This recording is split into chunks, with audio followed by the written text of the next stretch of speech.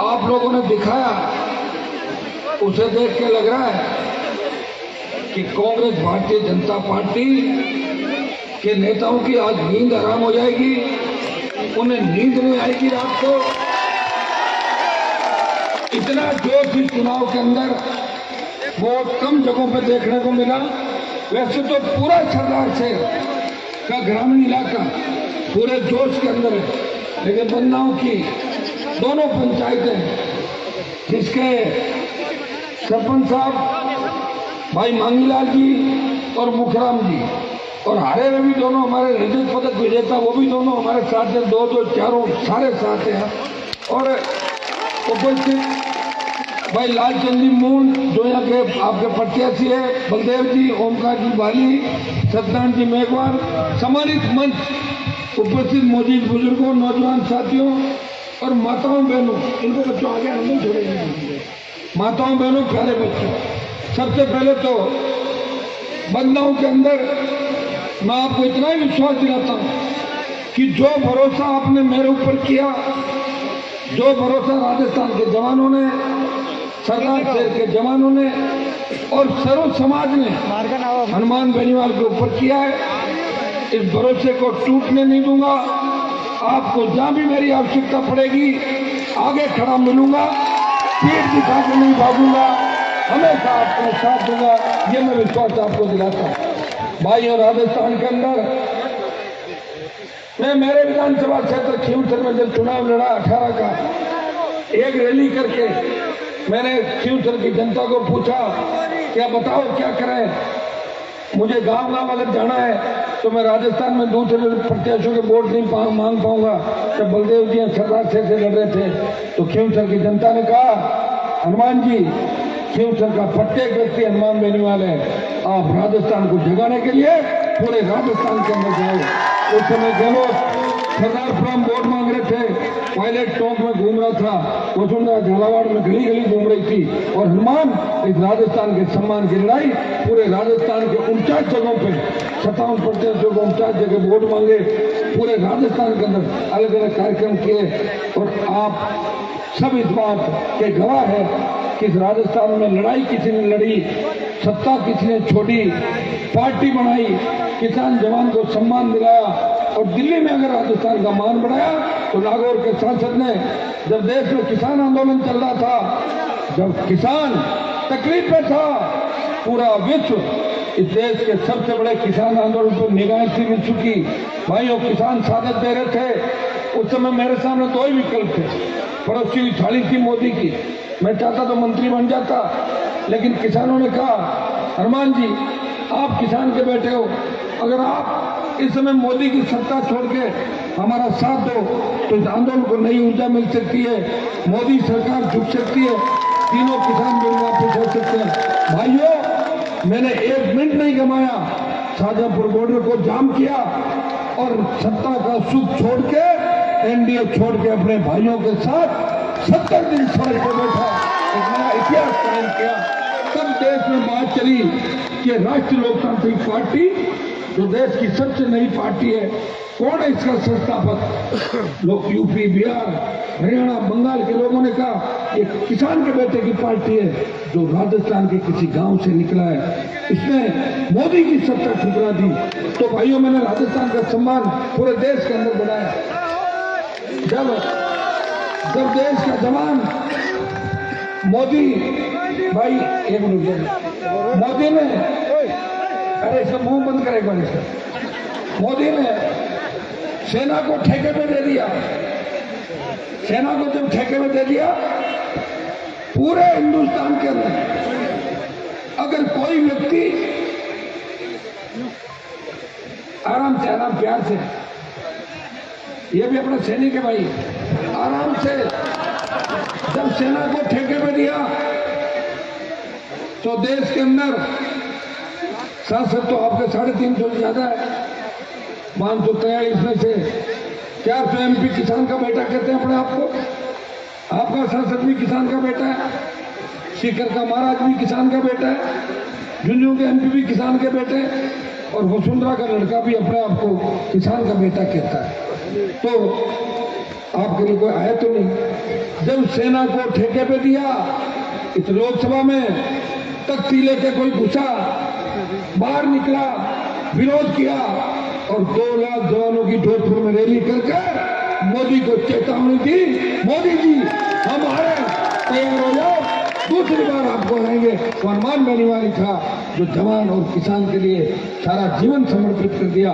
लोग तो सत्ता के लिए क्या क्या कर लेते हैं, बताओ। ये जो मंत्री जी घूमते हैं ना आपके चूरू सीकर डिंडों के अंदर, ये मंत्री जी तो मैं 2003 में ही मर जाता है। लेकिन मैं वसुंधरा से मैंने टक्कर ली और मैं पहला व्यक्ति हूँ जो वसुंधरा से टकराने के बाद अलग गया, लड़ता रहा, पार्टी बनाई और नए नेता तैयार कर दिए राजस्थान के।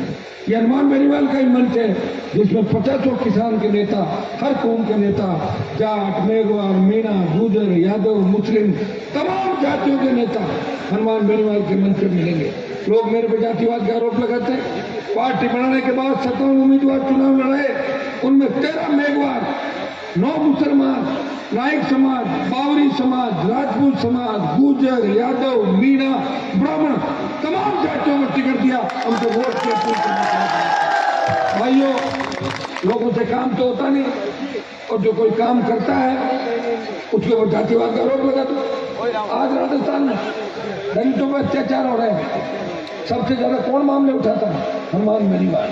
अगर मुझे याद कर लिया जाता है, वहां जाता हूँ, प्रयास करता हूँ और जय जयकार करवाता हूँ और पीड़ित को न्याय भी दिलाता हूँ। चूरू से लेकर तमाम राजस्थान के अंदर आपने मेरा संघर्ष हमेशा देखा है। और मेरी एक आदत है, बड़ी पंचायती मैं नहीं करता और मुझे कोई छेड़ता है तो मैं उसको छोड़ता नहीं और नहीं छेड़ता तो साइड को लेकर नहीं छेड़ता, मैं मेरा काम करता हूँ। इस मंत्रिमंडल में आधे से ज्यादा मंत्री मेरे से बात करके जीते हैं चुनाव, कि ध्यान रखिए। और बीजेपी में भी 1 दर्जन, अब मर्जी वाला 8 बार हार गया, 7 बार हार गया, चलो कर दो मदद करी। मुझे पता था मेरी तो सरकार बनने की है, मैं कोई सरकार बनाने के लड़ भी नहीं रहा था। मैं तो चाहता था ओंकार रैलियों के माध्यम से किसान का कर्जा माफ हो, फ्री बिजली मिले, टोल मुक्त राजस्थान, बेरोजगारी भत्ता, रोजगार, नागौर की धरती से ओंकार भरी। और बाड़मेर के अंदर जब पहुंचा तो 7 लाख जवान बाड़मेर में इकट्ठा हुए।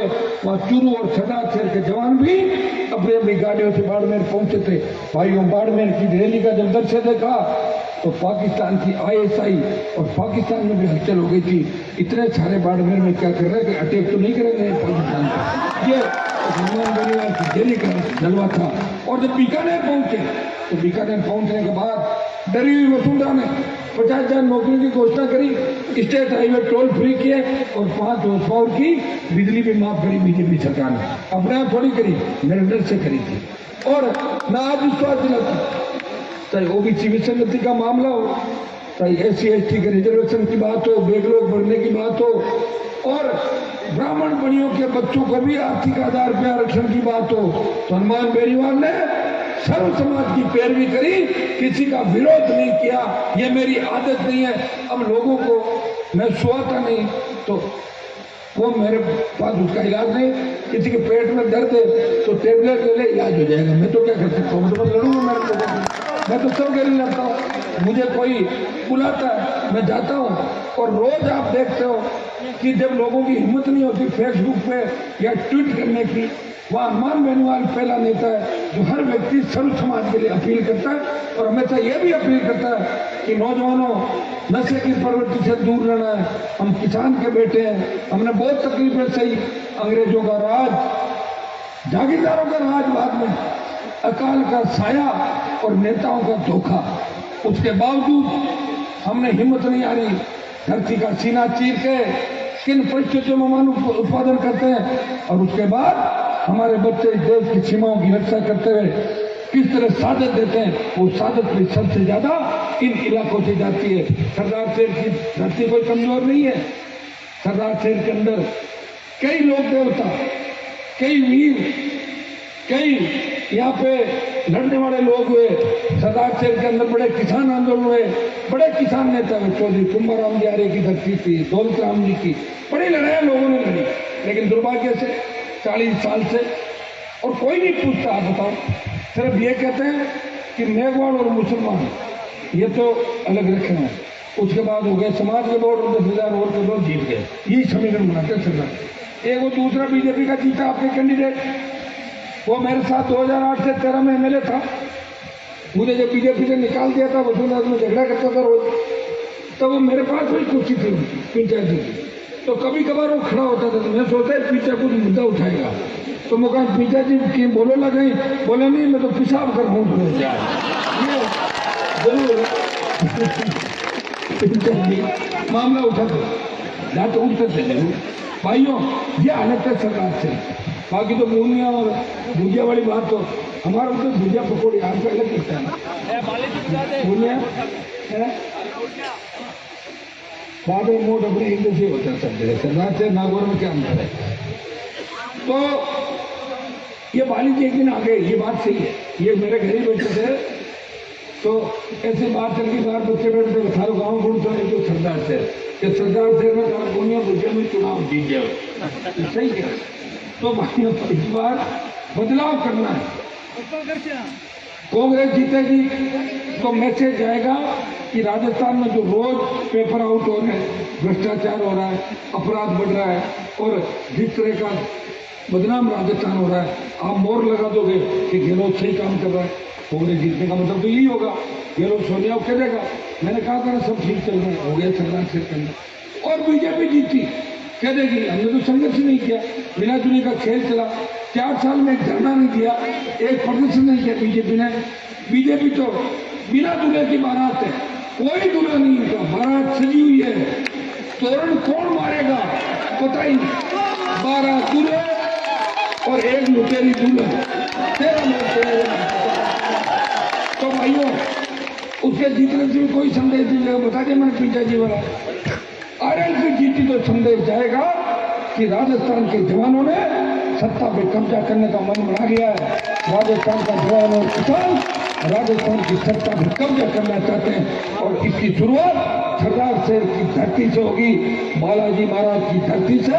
यहाँ का किसान जवान, आप जिस तरह जोश आपका दिख रहा है, मुझे लग रहा है राष्ट्रीय लोकतांत्रिक पार्टी की 5 तारीख को सुनामी चलेगी लोकतांत्रिक पार्टी। भाइयों नया इतिहास बन जाएगा, सरदार से जीता दिया, 50 सीटों में फर्क पड़ेगा, 50 मारवाड़ तो पहले से ही तैयार है, मेवाड़ तैयार है, अलवर भोजपुर जयपुर तैयार है, सीटें जाएगी 100 पार। और ये गठबंधन हो गया ना आपका, जाट मेघवाल जैन जाट मेघवाल मीणा मुस्लिम, तो दूसरे समाज भी तैयार बैठे हैं। इस राजस्थान में लोग तैयार है इस कांग्रेस और बीजेपी को सबक सिखाने के लिए, सर्व समाज के नेता तैयार है, हर कौम के नेता आने चाहते हैं, जो जनाधार वाले नेता है, मजबूत है, जो चापलूसी नहीं करते, जिनमें दम है, वो कांग्रेस और बीजेपी में रहना चाहते, वो मजबूती के साथ रहना चाहते हैं। समय के साथ हर नेता आपको आरएलपी के मंच में दिखाई देगा, लेकिन आपका जो हमारा एजेंडा है वो ये वही एजेंडा रहेगा। आप सारा एजेंडा जानते हो, किसी के खिलाफ नहीं भैया, लोग हमें जानते हैं, लोग नहीं जानते, लोग कहते हैं हनुमान जी जातिवाद करते हैं। अरे मैं जातिवाद कहाँ कहता हूँ, मैं तो 2008 से उससे पहले क्या जाति नाम नहीं था क्या? जाति का फॉर्म भराते हो, जाति लिखानी पड़ती है, आरक्षण जाति के आधार पे और वोट का अधिकार सारा जो हुआ, तो हनुमान जातिवाद छोड़ लाया। मैंने तो जातिवाद को राजस्थान में खत्म कर दिया, बच्चों को एक नई दिशा दी, नया लक्ष्य दिया, उनको अपनी ताकत याद दिलाई, और लड़ने का काम नहीं किया, भिड़ाने का काम नहीं किया। हाँ, कई लोगों को तकलीफ है, बजरी माफिया को तकलीफ है, भू माफिया को तकलीफ है, शराब माफिया को तकलीफ है, पर्यटन माफिया को तकलीफ है, टोल माफिया को तकलीफ है, अपराधियों को तकलीफ है, गुंडे मेरे से नाराज है क्योंकि मैं उनको गिरफ्तार करवाता हूँ, जेलों में ठोंसवाता हूँ, इसलिए उनको तकलीफ है। आम आदमी, गरीब आदमी को हनुमान बेनीवाल से कोई तकलीफ नहीं। मैं तो मेरे खींचर के अंदर एक बार मैं वोट मांगने गया 2013 के अंदर, मैंने वोट मांगा, उन्होंने मुझे कहा साफ साफ कह दिया कि हनुमान जी जातिवाद के चक्कर में वोट तो थाने कौन दे, वहाँ पण आशीर्वाद मारो सारे सागे कि थे अगर जीतो तो मैं यही फ्री बिजली चलाता रहा, पत्रकार तरह फ्री, समझ गए ना। माइनिंग और बिजली, आपके यहाँ बिजली का बिल बढ़ता है क्या?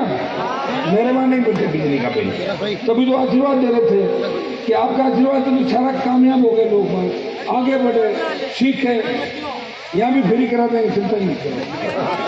अब जो जोरदार मैं बांधनाओं को आपको इस बात का भी धन्यवाद दूंगा कि कितनी अच्छी आपने व्यवस्था करी यहाँ पे, जोरदार। ऐसे वो डीजे साउंड सिस्टम क्या कौन था वो डांस का रखा है कार्यक्रम अभी